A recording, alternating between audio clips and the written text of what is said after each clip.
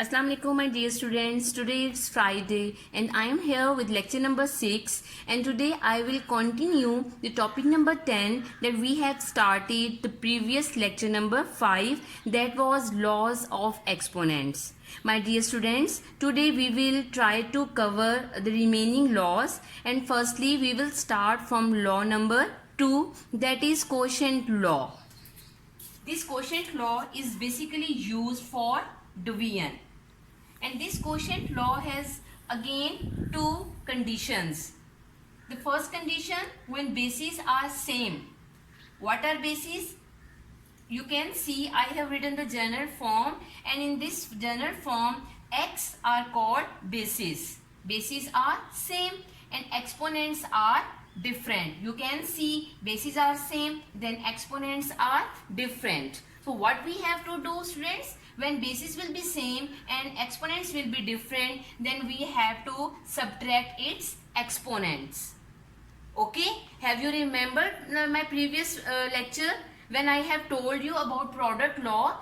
Product law basically used for multiplication, and when multiply sign comes between two exponential form, then we have to add exponents. But when division sign comes between two exponential form, then we have to subtract its exponent. This is the first condition.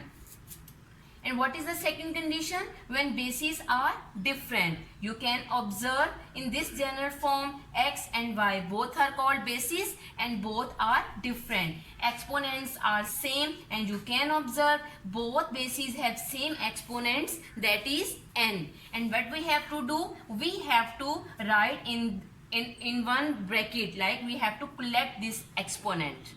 Okay, now come towards its example.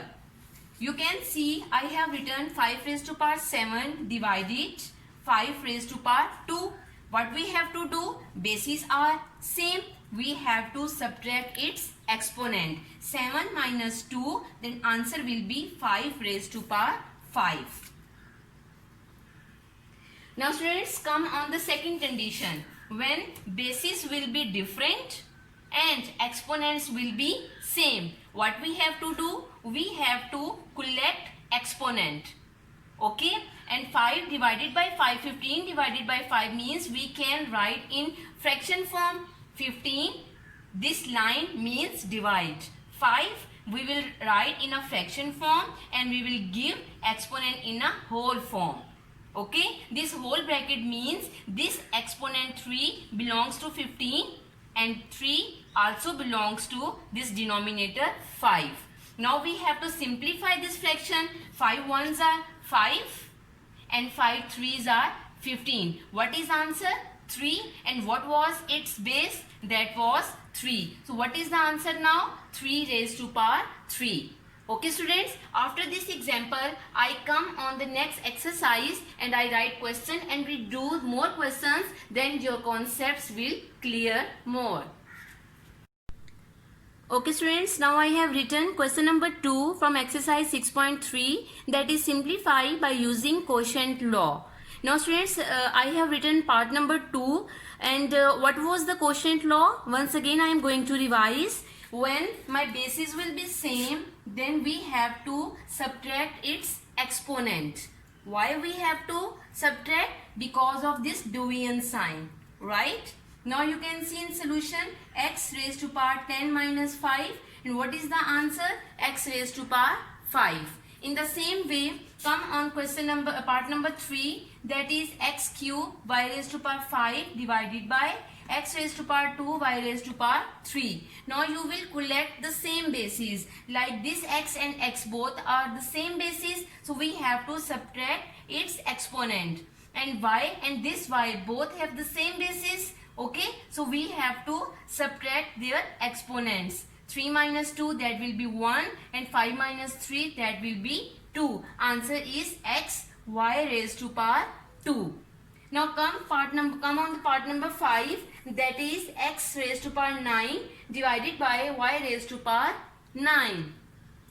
Now students, you can see in this part, my both bases are different. So what we have to do? This quotient law tells in the second condition, when my bases will be different, then we have to collect exponent. Collect means we have to write exponent in one round bracket.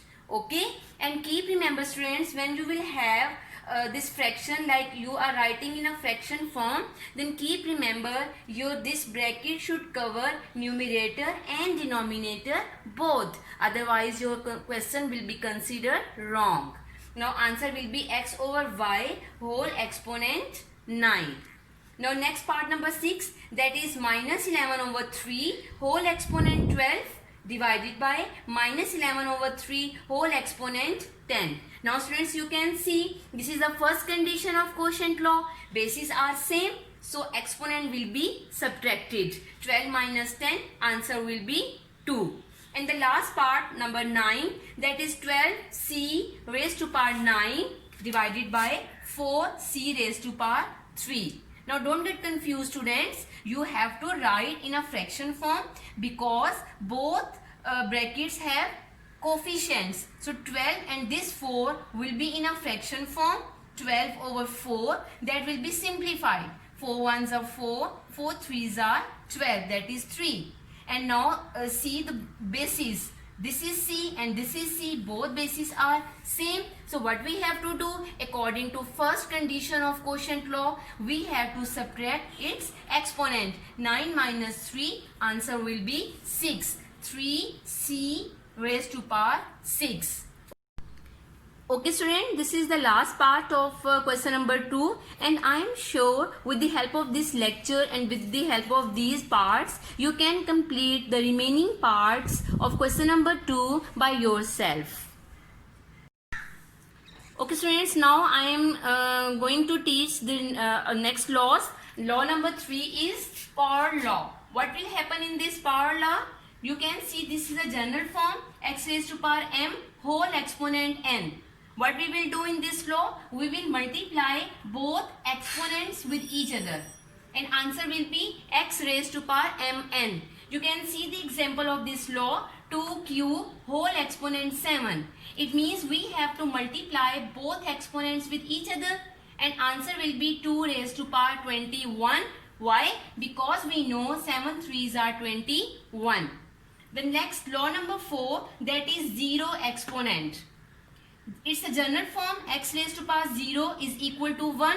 Now students, if we have any non-zero real number and it has exponent 0, then answer will be equal to 1. That is called 0 exponent. And the last law number 5, the name is negative exponent. It's a general form, x raised to power minus n. What it will happen? If we have any non-zero number and it has exponent negative, then we will shift in denominator and it will be positive. Okay, for example, if I have 5 raised to power minus 3, 5 has exponent negative. When it will shift in denominator, then it will become positive. Students, now move towards next question number 3, that is simplify by using power law and express the result in positive power notation. What does it mean? It means we have to give answer in positive power notation. Okay. Now in power law students, we have to multiply both exponents with each other. When we multiply, 5 tens are 50, then answer will be x raised to power 50. Okay students, beside power law, I have explained 2 more laws. One was 0 exponent and the last one was negative exponent. Now student, if you observe part number 3, there is no power law. Which law is applying here? Negative exponent is applying here. You can see in this part number 3, exponent of y is negative. So make it positive, we have to shift y in denominator, then exponent of y will be positive. In the same way student, if we will have any negative exponent in denominator, then we shift that variable in numerator, then exponent will be positive. Okay student, now you can see in part number 5, both bases and both exponents are same. So don't get confused. You can write this question in this way with division sign. Definitely we can write, because we know very well the meaning of this line means division sign. Okay, so we can write question in this way. So it will be very easy for solving. You can see now students, bases are same, exponents are also same, and that is quotient law. How we can recognize? Because of this division sign.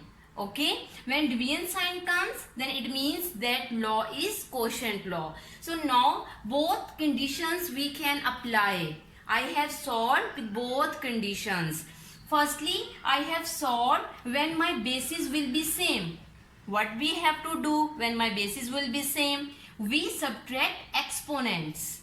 Okay, 5 base will come one time, and when exponents will be subtracted, then 4 minus 4, answer will be 0. Okay, and already I have explained zero exponent law. When we will have any non-zero real number has exponent 0, then answer will be equal to 1.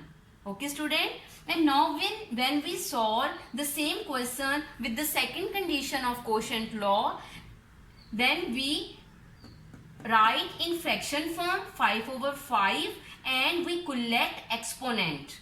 Okay, exponent will come in the whole bracket, and now we have to simplify fraction. 5 ones are 5 and 5 ones are 5. Answer will be 1 and exponent will remain as it is. Now 1 raised to power 4 means we have to multiply 1 4 times. Okay, when you will multiply 1 4 times, then answer will be equal to 1. And now you can observe students, answer is coming same in both conditions. Okay, so it's up to you, you want to apply which condition. Okay student, this is the last part of question number 3. Now you can see two laws are applying here. Number 1, in numerator, if you observe, power law is applying here, two exponents are coming, so it means power law we have to apply. When we multiply 5 3s are 15, a raised to power 15 over a raised to power minus 10, that will be as it is. Okay, now students, easily you can recognize now this is a quotient law. Okay, you can write this fraction in this way, a raised to power 15. Now a place of this line you can put this division sign, and now a raised to power minus 10 will be as it is. Now easily you can understand this is a quotient law, bases are same, and so exponent will be subtracted. Why we have to subtract exponent students? Because of this division sign. Okay, now students, because of this division sign, when we put minus sign here, then we have to check this exponent has already negative sign. So two negative signs cannot come together. So we have to make it separate by using this round bracket. In the next step, we know very well according to integers rule, when we have minus sign outside the bracket, then inner sign will be changed. Okay, then this minus minus will be plus. Now we have to add both exponents and answer will be a raised to power 25. Now student, this is the last part of question number 3. Some parts are skipped. You can solve by yourself with the help of these parts. Okay students, before telling today's diary, this is the key of test number 2, and this test was given in the end of lecture number 5. Students, after completing your test, you have to check by yourself with the help of this key. Total marks of this test is 10. Okay students, this is the time for enjoying ice cream with a very small diary. Students, you have to complete question number 2 and 3 in your classwork notebook with proper formation, and you have to prepare first 3 questions for test. Okay students, take very good care of yourself. Allah Hafiz.